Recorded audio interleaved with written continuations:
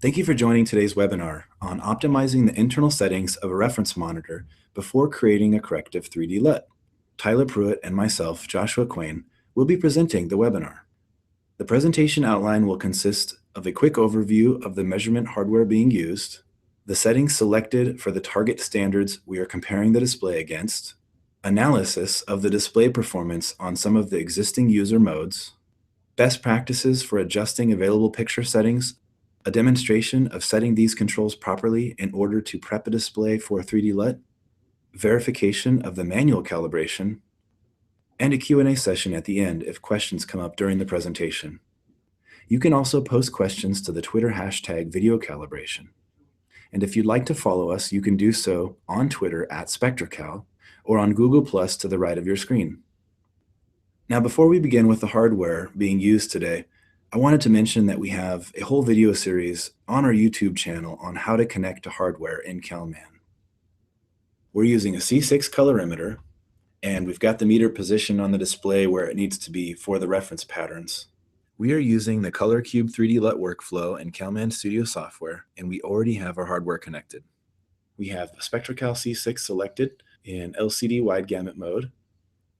We have the Virtual Forge pattern generator running on a Mac Mini in VMware Fusion, and it's connected to the AJA T-Tap out to our reference monitor via SDI. For our standards and settings, we're using the CalMAN D65 white point, HD Rec 709 color space, BT 1886 gamma, and for luminance levels, we're using this empty range. So why perform a pretest? A pretest is important for many reasons. It tells you if the display needs to be calibrated in the first place or if it's good to use as is, and it helps you choose the right user mode if you maybe already have one with acceptable performance.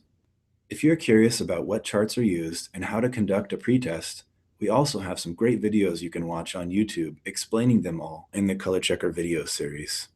The display optimization process consists of picture mode, color space, color temperature, gamma, dynamic range, RGB cuts and gains, and luminance. Now Tyler and I will begin the process of optimizing this reference monitor. Okay, looking at the display data that we've gathered here, we can see that the color space is a little outside the area. The white point is somewhat off and the gamma is off, but it looks like at least we're in a good starting place. Let's just go see how this display performed the pass-fail tests. And again, looks like we're okay on some of the error measurement points, but our white delta E is a red light. So looks like we need to do some display optimization. Let's go ahead and move on to the optimization steps. All right, now Tyler, looking at the picture mode on a display, there's some confusion here about what the picture mode is, the difference between what it is in a broadcast monitor versus a consumer display. Can you just shed some light on the subject of picture mode? Picture mode is something that is on some broadcast monitors, most consumer displays. Essentially, it's like standard, custom, user, movie mode. Essentially, it changes a whole bunch of parameters with just one setting changing. A lot of the times in broadcast monitors, picture mode doesn't really apply. Like they'll have an individual custom or user setting for the color space or the white point or the gamma. So a lot of those, they don't have like a global setting to change all of those at once. They have individual settings for each of those. Okay, that makes a lot of sense. So in a consumer display, you have one setting which changes multiple parameters. And on a broadcast monitor, it breaks it out because it knows that you're going to need to have more control over those each individual options. Okay, that's very helpful. So can you explain just maybe some of the differences between picture and color space modes? Are those the same, or how should people handle those when they're going through setting up or optimizing their display to build a 3D LUT for it? On some displays, the color space will be the picture mode, especially on some of the higher end computer monitors that are also used as video monitors. They will have their presets will be the color space, which will also adjust the white point, but they'll be labeled as the color space, whether it be sRGB, Rec 709, DCI, Rec 2020. A lot of the times in those displays, the color space will be the picture mode, and it'll also adjust the white point and the gamma to correspond to what the standard of the color space is. Okay, that's very helpful. So on this display, have you already pre-selected the picture mode, or do we need to do that right now and go through the process? On this particular display, it doesn't have a picture mode. It has a separate color space, white point, and gamma settings that are not tied together. They're independent. Well, we've selected our Rec 709 mode in the display. The display that we're using has a very wide gamut, and the Rec 709 mode hasn't been calibrated yet. It should be, in theory, way wider than 709. So then when we apply a 3D LUT to it, it will bring it into the 709 gamut. All right, well, let's go ahead and take a measurement and see how this display performs. As you can see, this is our 709 green target. This is where it actually measured much wider. This isn't a problem when you're building a 3D LUT, because essentially we can bring any point in, we just can't expand it. So as long as you're at the 709 green point or outside of it, you're good to go. If you're inside of it, then that's a problem, and you need to figure out, change the color space setting or change the gamut setting in the display to at least get to the 709 green point, or outside of it. That's where you want to start when you're building a 3D LUT. Okay. And if someone was doing this step of the process and they didn't have a pattern generator connected that CalMAN was automatically controlling, what pattern would they load up to do this test? Essentially, the fully saturated green pattern. Okay, so 100% green, take a measurement, and it's going to plot that point in relationship to the target. Correct. Okay, let's go ahead and move on and see what we can do with the next step here. The next step is to check the mode setting, or the color temp and gamma mode. So our display, it has a separate gamma setting and a white point setting. So let's do a read series and see where the display is at currently.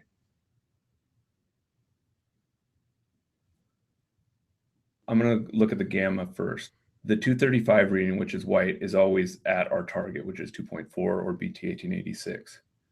What we want to look at is the gray, because that's where it's actually measuring the curve. So it looks like it's reading under 2, so we need to turn up the gamma. I'm going to go into the menu of our device, navigate to where you adjust the gamma, apply 2.45 setting, and now remeasure.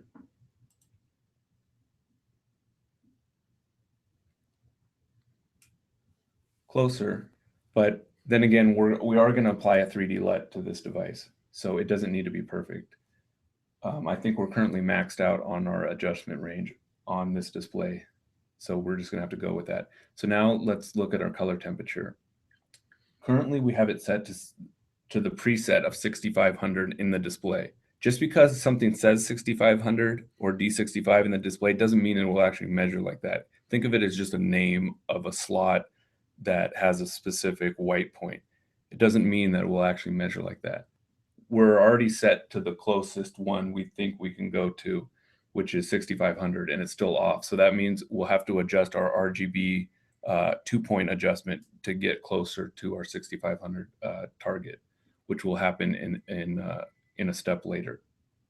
Okay, well, so basically it looks like we're at a point where we can't do any more adjustment on gamma. We can't do any more adjustment on the color white point. So we're just going to go ahead and move on and say that we've optimized this step as best we can. So now we're going to measure the dynamic range, which is really, we're measuring to see if there's any clipping happening. Essentially, white is 235. That is what the specification of white is. But there's something called headroom, which there is possibility to be some content that has white and some detailed information in white slightly above the actual standard for white. So we don't want a hard clip at 235 if we don't have to. So I will take a read series and we'll see what this display is doing. So you mentioned that there's some content above this 235 white point.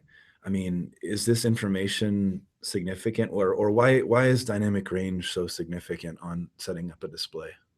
There's some content, a lot of people have verified this using scopes and feeding or even analyzing Blu-ray discs and stuff that has information above white, especially stuff that has a lot of dynamic range, like a skiing documentary that has a lot of shades of white. A lot of the times they go over just so they can get more dynamic range in the picture. And also, if you're hard clipping at 235, you can lose detail near white, and you definitely don't want to be clipping before 235. So our results right here is exactly what we want to see. There's no plateau. If we did hard clip at white, you would see all the lines go straight over. I might even be able to turn up the contrast in this display to show us what clipping would look like. So I'm going to rerun this with the contrast turned up too high. So that's what clipping starts to look like. So if you're seeing that, that means your contrast is too high, and you should step it down until you don't get any of that plateauing effect. So I'm going to go and bring my contrast back down to where we weren't getting any clipping and rerun this. I noticed that in some of the plotted data, it looks like there's some separation from the blue. It's much higher than the green and the red reading. Can you just explain, is that something that we should be concerned about, or is that something that's acceptable for doing this test? Yeah, so essentially, if this display was theoretically perfectly calibrated, the red, green, and blue lines would all be right on top of each other. Right here, this tells us that there's too much blue in the white point. So on the next page, when we do the 2-point white balance adjustment, that's what will be removed, is bringing the blue down, and then it'll be more right on top of the green and red. But if you see that, don't worry, that's going to be fixed in a further step. You just want to make sure there's no plateauing happening. And this little plateau at the very end, that's right at like 254. That's nothing to worry about. You just don't want to see a plateau like right here. Okay, well, that makes a lot of sense, especially seeing that when we were doing the color temperature test, it was measuring slightly cooler than the white point we wanted. It was like over 7,000. So that makes a lot of sense. All right, well, let's go ahead and move on to the next step and go from there in optimizing this display. So could you explain, just before you dive in, what exactly are RGB cuts and gains, or high and lows? Most monitors and displays have a 2-point white balance adjustment. It's essentially like an individual RGB control for the brightness and the contrast, or high and low. A lot of manufacturers call them different things: gains and offsets, cuts and drives.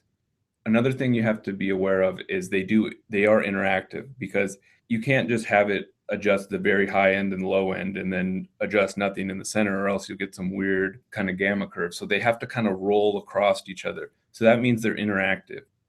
Be aware that when you adjust one, it will affect the other one slightly, the high and the low. So you kind of have to go back and forth to get them both dialed in. I'm going to do a read series and see where we're at right now.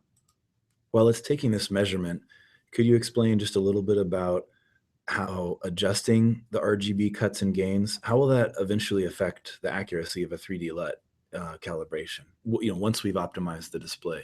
Essentially, we want to make the big adjustments here so the 3D LUT doesn't have to do major swings. When you do that, you're much more likely to introduce artifacts in the picture, or banding, or stuff you don't want to see. So you want to make your big adjustments with the RGB controls in the monitor itself, and kind of let the 3D LUT fine tune it and smooth it out. Okay, so what you're saying is that you wouldn't want to just skip this step, not optimize the display and build a LUT, because you could possibly be incurring some additional error in the 3D LUT process. Yeah, and the main thing is they would be visual errors, not just having to make more adjustments in the 3D LUT. It's very common, if you're making huge adjustments with the 3D LUT, to introduce banding or posterization or stuff like that. So you want to get the RGB balance in the display as good as you can get with the display's control itself before you build the 3D LUT. Okay, that's helpful. So before we dive in on actually calibrating the 2-point grayscale or white balance on this display, could you just explain what these two charts and graphs are? We've got RGB balance on the left, and we've got a delta E 2000 chart on the right. What does this mean? 82 is our 30%, 235 is 100% white. And essentially what we want to see here is red, green, and blue chart the bar graphs all at 100. And that would mean they're properly balanced. So this is showing us, like we saw before, that there's way too much blue in the white. The delta E 2000 chart, essentially the lower the better. We want to get it under 3. If you can get it under 2, that's really good. Once you hit around 1 or below, you can just stop. I mean, you can make the chart look slightly better, but it won't affect the overall outcome of the 3D LUT. So the delta E chart shows the measured value compared against the standard value, and this is showing error. So the higher the error, the higher the bar is. Correct. All right, well, let's go ahead and go through the process and see how well we can dial this 2-point grayscale in. So there's two ways to do this. It's all about personal preference. A lot of people will just take a read series after each adjustment. I like to do one at a time, just do a read continuous and adjust it, and then switch to the lower one. I try not to get the 100% white completely perfect before I go to the lower one, because then the lower one will affect the upper one. So I try to just get the upper one close, do the 30, get the 30 like really close, and then go back to the 100 and fine tune that. So I'm going to start with the 100. I'm going to hit read continuous. It's just going to constantly read. I'm going to go to our 2-point white balance controls in our menu. And in this particular display, they're labeled as gain and bias. Gain is the high control, the 100% white control. Bias is the low, RGB low control. And so I'm going to go to the gain and reduce the blue while watching the chart go down. And you can see the blue is going down on our RGB balance chart. I noticed that while you're adjusting blue, it looks like green and red are somewhat coming up. Is that standard, or is that what people Yeah, essentially, they're all relative to each other. So as you bring one down, the other ones come up. So now our blue is pretty accurate. So I'm just going to stop here because, like I said, if I get this perfect, when I adjust 30, it's just going to mess up 235 again or 100% white again. So I'm going to stop. I'm going to switch down to the RGB low control, do a read continuous on that, dial that in, and then go back to the RGB high. So I noticed on the 100% white, you decided to turn down blue rather than push red and green up. Is there any particular reason you would want to bring one down versus pushing one up, and vice versa? On some displays, they don't let you bring the high control up. They start out at 100 and you can only reduce them. So that's the way I usually do, is try to reduce them. And then if I have to, bring one up. But I usually like just reducing them. Okay.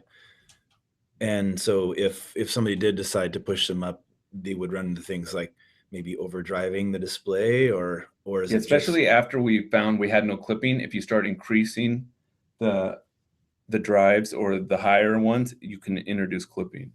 Okay. So when in doubt, always reduce when adjusting RGB balance.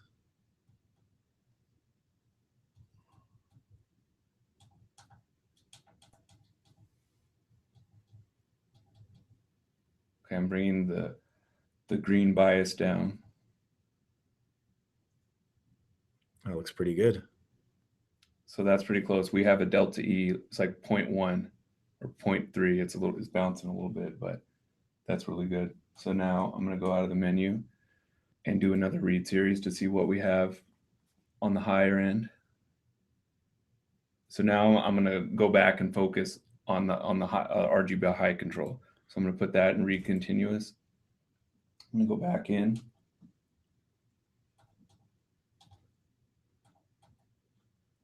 I'm going to bring green down a little bit.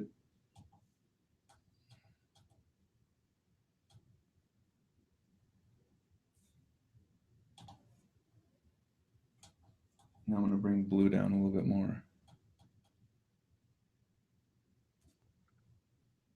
going to hit stop. Now I'm going to do a read of them both. So now the delta E's are both under 1, which is really, really good. There's no point. I could dial these and make the graphs look a little bit better, but with the delta E under 1, that will make 0 difference in the actual final 3D LUT. So if you get them both under 1, just stop. There's no point in trying to make the graph look any better. You're not going to be able to see the difference visually. Okay, well, perfect. Let's move on to the next step and see what we can do with the luminance target. So why do we need to adjust the luminance on this display when we're optimizing it for 3D LUT? The industry standard for video content creation is between 80 and 120 nits. Let's do a little read series here. It's going to read black and white. Our display currently is at 162. If we created our content like this with our monitor this bright and then gave it to somebody who had their monitor calibrated to the correct range, our content would look too dim on their display because we were compensating for our overly bright display by reducing the brightness of our actual content. We don't want to do that. So we want to get in that 80 to 120 nit range. Essentially what I'm going to do is put it in read continuous mode on 235. Go in and adjust the backlight control. If you have an OLED or a plasma display, you would adjust the contrast to bring it down. They don't have like an individual backlight control because they don't have a backlight.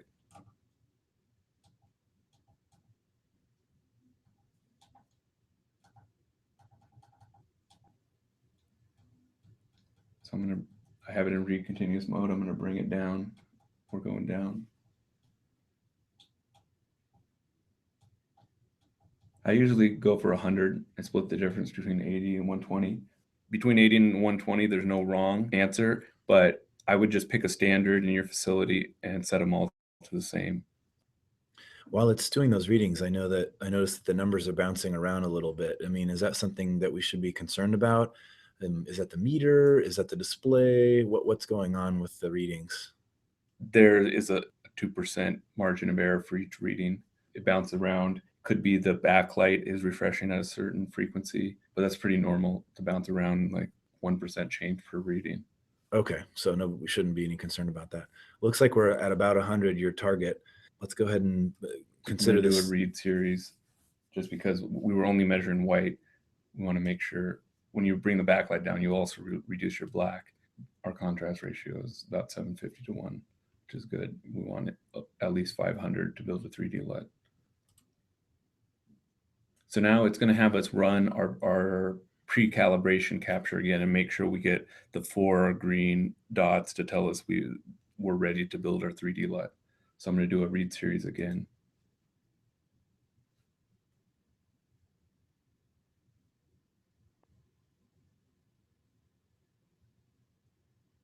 I just noticed, and it was doing the white measurement points, and once it took the black measurement point, all of the delta E 2000 values in the chart sort of shifted. Can you just touch on that a little bit? Why that happened? What's going on inside the software? Essentially, we're using the BT 1886 gamma formula, which actually uses measured black to calculate the target gamma points. So it measured the white one first, and then it read the black, and then it recalculated what the target should be, which is obviously they were actually closer than the first readings because it hadn't actually accounted for what the actual black level of the display was. So when it's measuring for gamma, is it using that white point to help with the gamma calculation? So it measures 100% white, it calculates the gamma, and then when it measures black, it finalizes the calculation of the lower end of the gamma curve.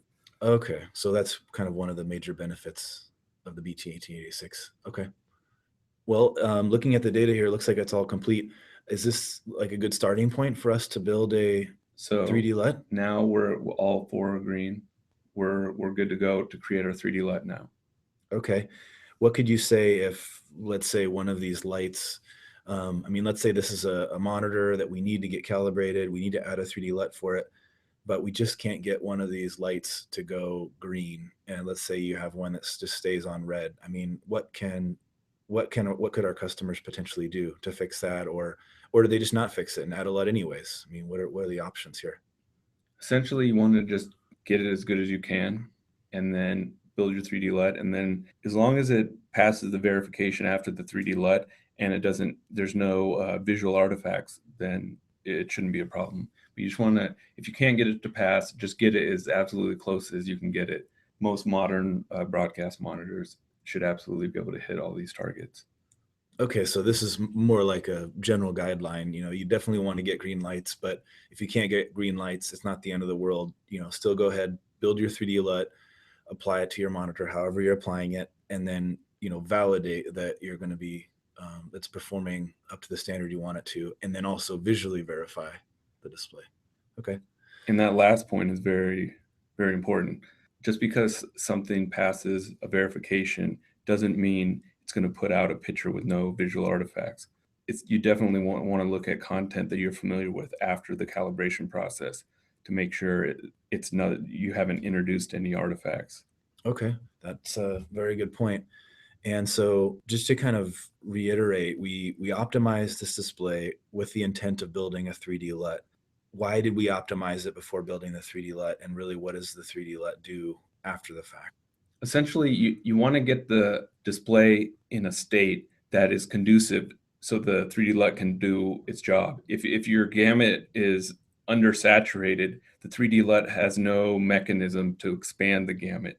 If your white point is so far off that the changes that the 3D LUT applies will cause artifacts, then that's another problem.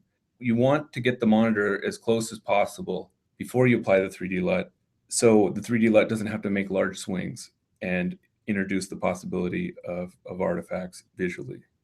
Okay, great. Well, it looks like we've done a good job of that. This display is ready for a 3D LUT. And now Tyler and I will answer any questions you have.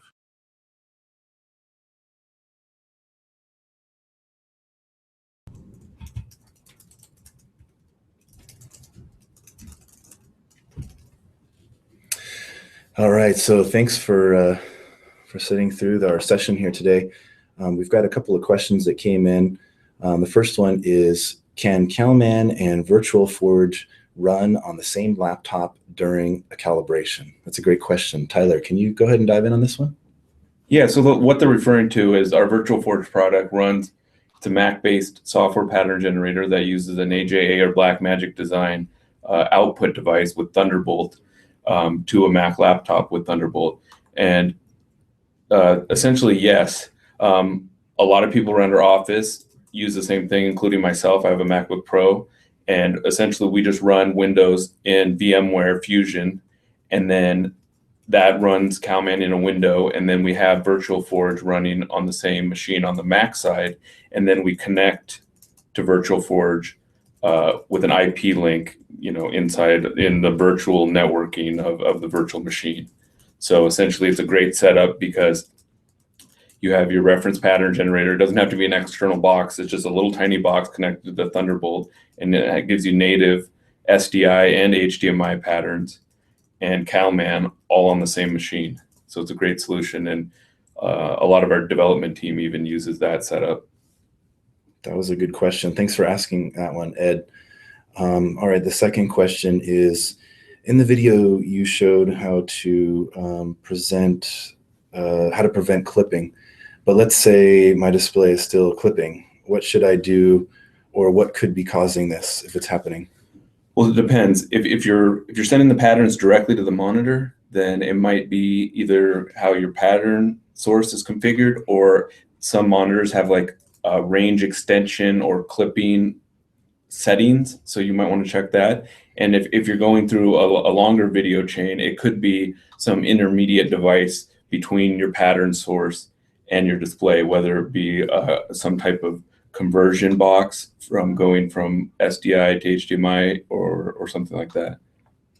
I think that was a really good question, because I too have run into this before when I'm doing a calibration on a system and I can't figure out what's going on. So it's one of the benefits of having a generator is you can connect up to the input and work your way back to the source. It's surprising how many things out there will cause clipping or compression. A lot of Blu-ray players and DVD players do this for, if you're trying to play back content. Also, we've seen it before with even like switching devices or AVRs or converter boxes. So as Tyler said, there's a lot of variables where that can happen. So certainly don't just assume that your display is going to clip no matter what. It could be something else upstream. So that's a good question. Here's number 3, which is, what patch size should I be using on my display? I think we got this one on the last webinar, but this is a good one because it's one of those things that it's important to have right. You want to go ahead and... Yeah, so essentially almost any LCD based display, you use full size patches, so 100% full screen. Same with projectors. The only displays you really need to worry about it is OLED, plasma, and CRTs, for all about the same reason, that they are directly emissive displays, so they're creating their own light. So a full field of white can't be as bright as a small patch. plasma and CRT are pretty bad at it. OLED isn't as bad. You can get away with usually like a 50% size window on an OLED. But plasma and CRT, I recommend a lot smaller, like 10% size windows. Or some people even prefer even smaller size windows than that. That makes a lot of sense. And so, I mean, like, if that's happened, if, you know, you're calibrating a plasma and you kind of forget about this rule, what are some of the things that could potentially happen to like gamma or any of the? Well, essentially, we calculate gamma off of the 100% white reading. So if it puts up a full screen white on a plasma and it only puts out half the amount of light that it's supposed to, then the gamma calculation is going to be way off, and it's just the calibration is going to be, you know, really, really bad. So you want to make sure you use the correct patch size for your display type. Very good. Well, I think that's a good point to mention, because I've noticed this before, where I'm calibrating the plasma, I'm going through adjusting the cuts and gains, and it just seems like things aren't behaving properly. And usually that's the culprit, is that either it's the wrong pattern size, or maybe you don't have the APL, you know, the gray constant background up for the pattern. All right, well, looking at the Twitter feed, it looks like I'm not seeing any other questions here. Again, thank you for joining us today. We hope you got something out of this webinar. Yeah, feel free to continue asking questions. One thing I wanted to mention is we'll be at NAB again this year in the lower South Hall, towards the back, and we're going to be doing, this is the second year we're going to be doing this. If you bring your Mac or PC laptop in, we'll calibrate your screen for free. And you can also check out all the new features in CalMAN. Yeah, and so yeah, please swing by our booth at NAB South Lower Hall. We'd love to meet you face to face. And of course, as Tyler suggested, we've got the calibration clinic going on for your laptop, which is totally free. Just bring it in, we'll do it for you, and we'll explain what's going on. Also, and then just a reminder, the next webinar, which is going to be next month, is now that we've optimized the display for a 3D LUT, that next webinar is going to be on actually building a 3D LUT.